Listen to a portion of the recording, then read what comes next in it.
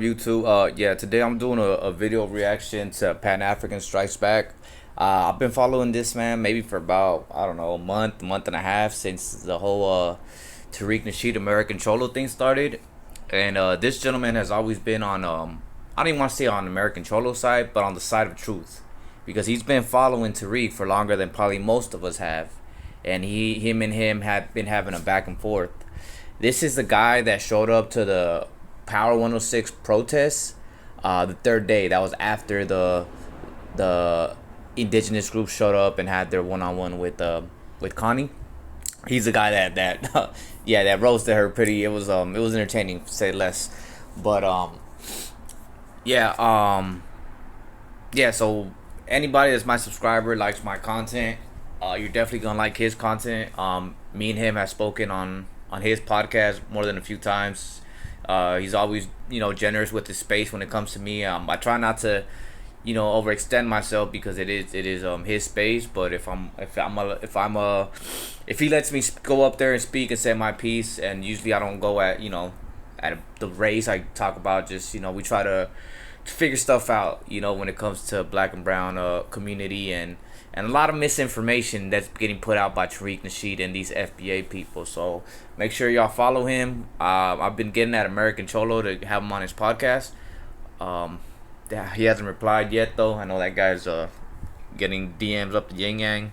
But go ahead and hear him out and let me know what you think, man. Like, let me listen to this this pod and see what's the deal. And bro, I'm not gonna lie.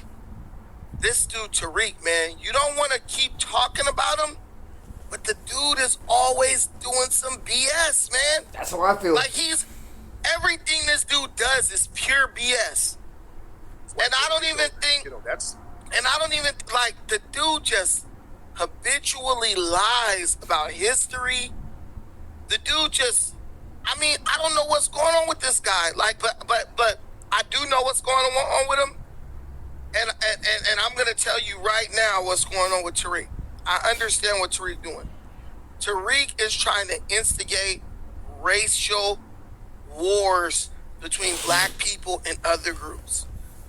This is Tariq's goal. And now Flacco has joined him on that. You feel me? Flacco has joined him in doing that. So this interview was not about listening to what Tariq says, because Tariq pretty much read the same script he's been reading for the past 10 years. This stuff is about now trying to ignite racial dissent, like dissent among people along racial lines, maybe for views. I don't know, what the purpose is of it. But ultimately for Tariq, I know it's all about getting money, right? He's gonna stir black people up. He's gonna stir people up, right? He's gonna stir black people up and get them all crazy and stuff, and get them to like go after other races, and then he gets to make money off of covering it on YouTube or whatever social media platform.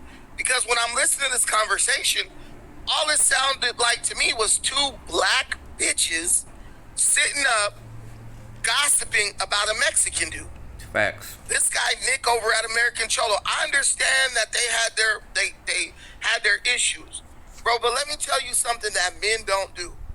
Men do not sit up like hoes and talk about a man when all you had to do was make one phone call and you could have that man present in the studio there to defend himself. These dudes came off like some straight hoes, bruh. That's the first thing I picked up from this. These dudes came out like some straight hoes. These dudes literally just gossiped about Nick at American Cholo for like an hour. Oh, he's this, he's an anti-black racist. Why didn't you bring Nick or American Cholo to the table and then be a man and say how you felt about him? And then Flacco, you're the person who's the interviewer. You're supposed to be objective. Just let the dude talk, listen to it. Okay, right? Like that. Flacco joins in on bashing American Cholo? Oh, because he said Tariq is a ghetto coon, and because he's not racist for saying that.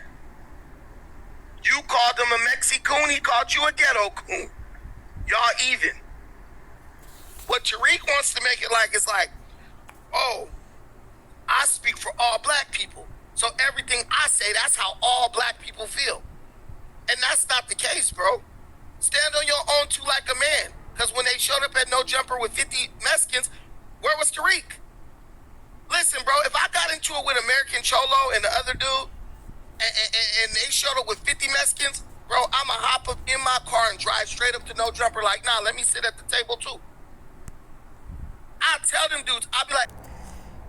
Yeah, so this is the second part of the clip. I want you guys to pay attention. Like I said, Pan African just says like it is, man. Shout out to him and to all his following. Tariq has obviously made a lot of people mad to have, he's just not a guy of merit, to the point where you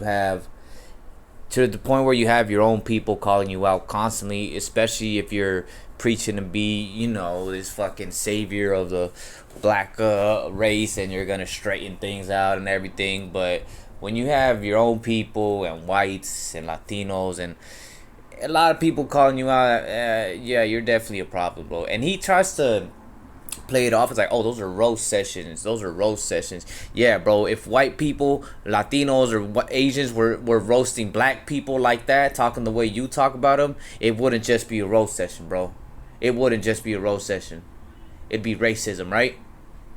Like I said, that black card is getting old, man.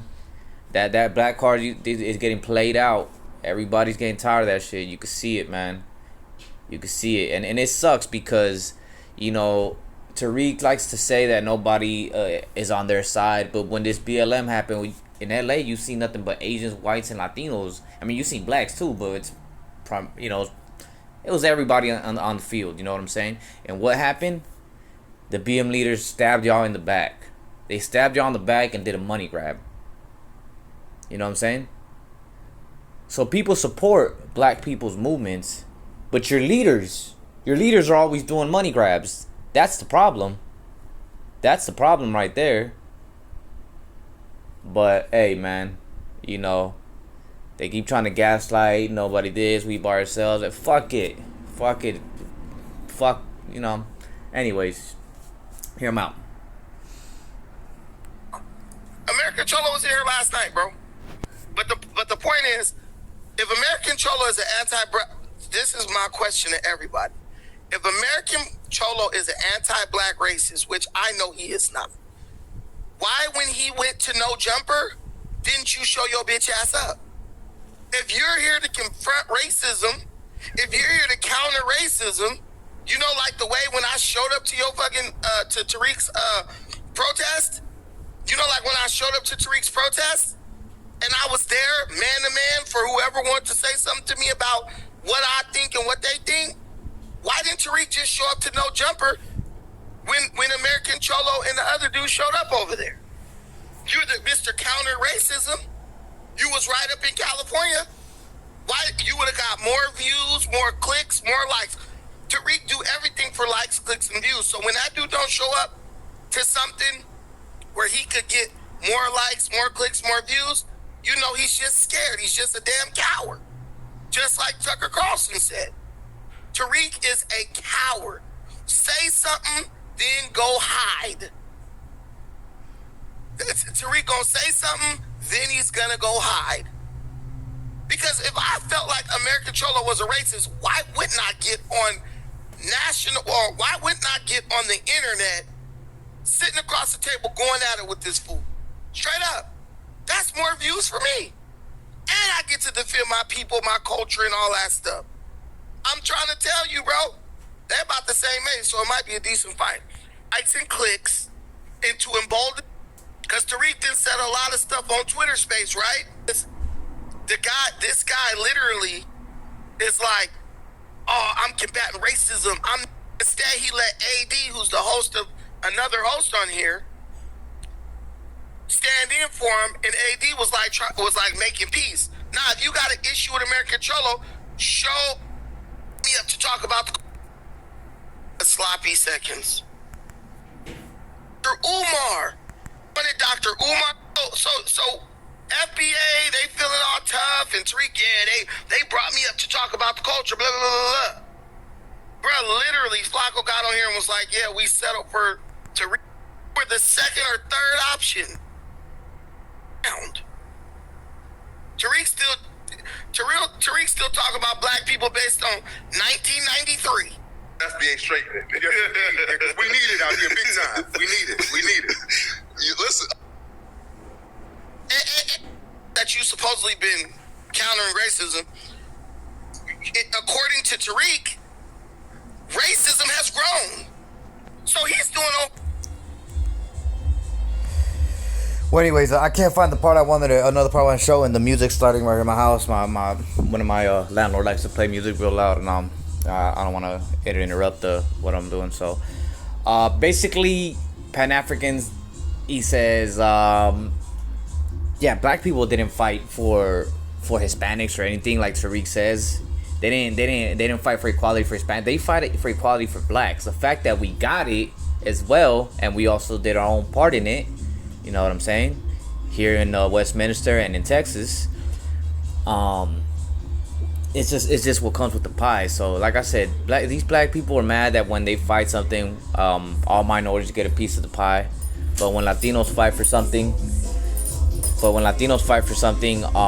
usually we get it, whether it be DACA, this and that. And a lot of times, yeah, it seems unfair, but that's just the way it is, brother.